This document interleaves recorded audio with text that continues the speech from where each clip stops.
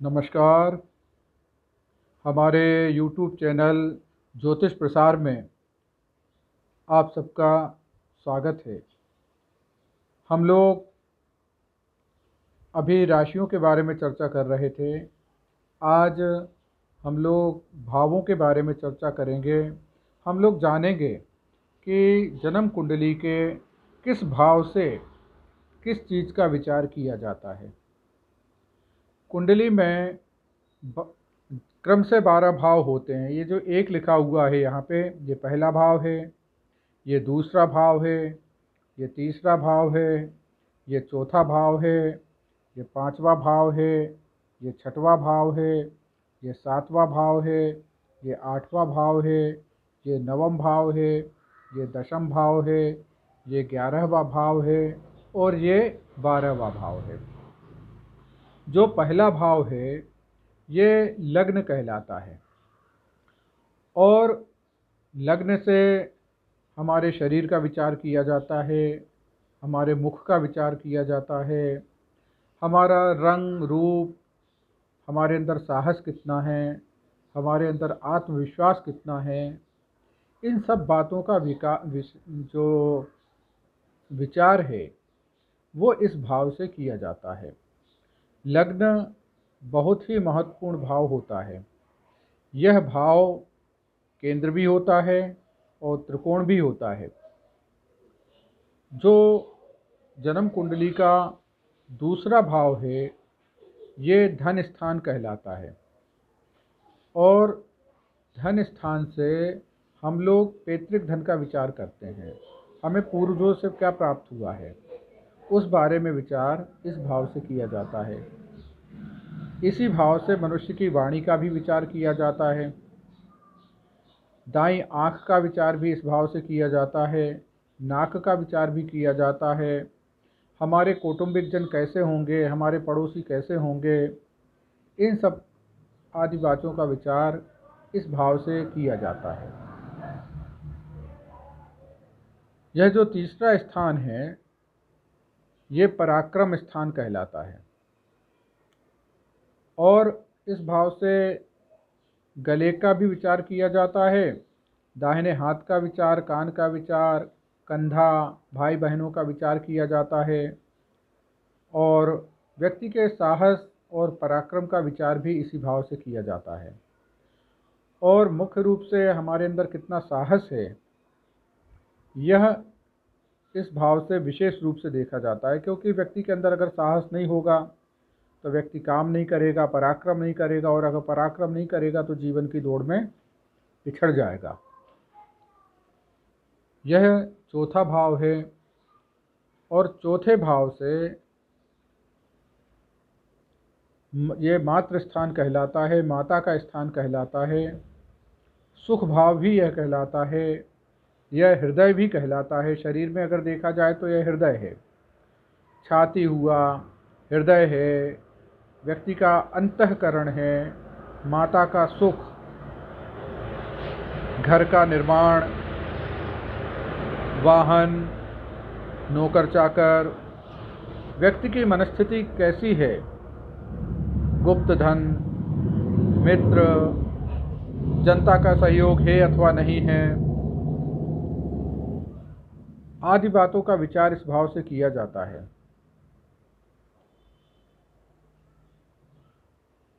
यह शुभ स्थान है।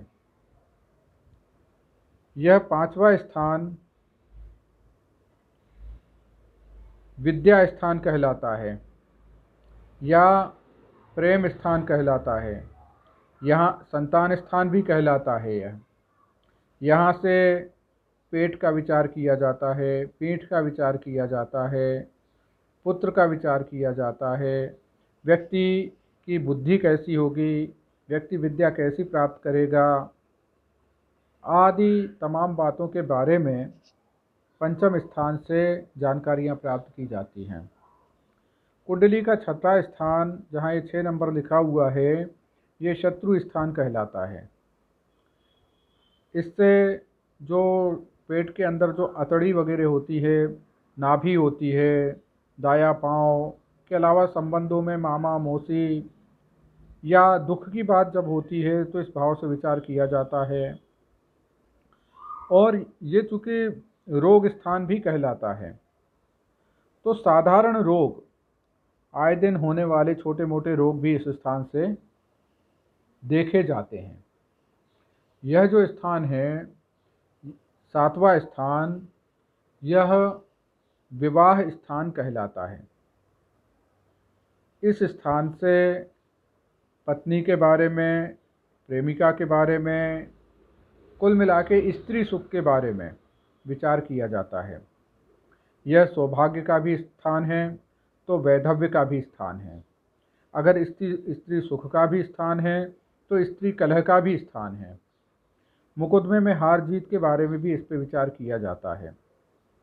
इसके अलावा अगर किसी से पार्टनरशिप करना है तो भी इस भाव का विचार किया जाता है। इसके बाद यह अष्टम स्थान मृत्यु स्थान है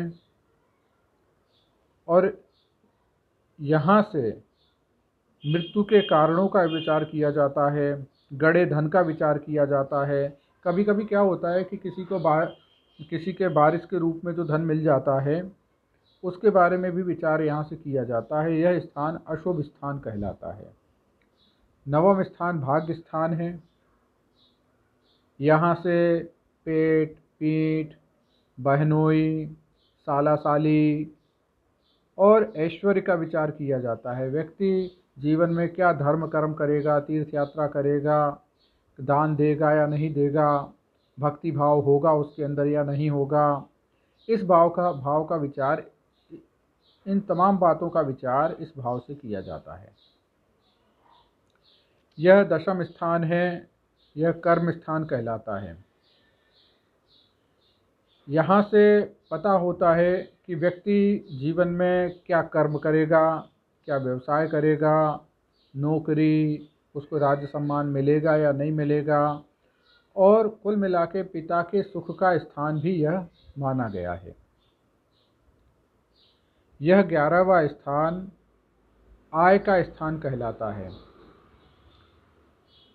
स्वोपार्जित आय, हम जीवन में कितना कमाएंगे, इस बात का विचार इस भाव से किया जाता है। साथ ही बाएं हाथ का विचार, दोस्तों का विचार, दामाद का विचार और कान का विचार, विशेषकर बाएं कान का विचार और लगभग सभी प्रकार के धन का विचार भी इस भाव से किया जाता है। अब चलते हैं 12वें भाव के ऊपर। यह जो 12वां भाव है, ये व्यय भाव कहलाता है, खर्चे का भाव कहलाता है। और यहाँ से सभी प्रकार के खर्चों के बारे में बात की जाती है, मानसिक चिंताओं की बात की जाती है। साथ ही किसी को कोई राजदंड मिला है या जेल की बात होती है तो उसके बारे में विचार यहीं से किया जाता है। कुल मिला के किसी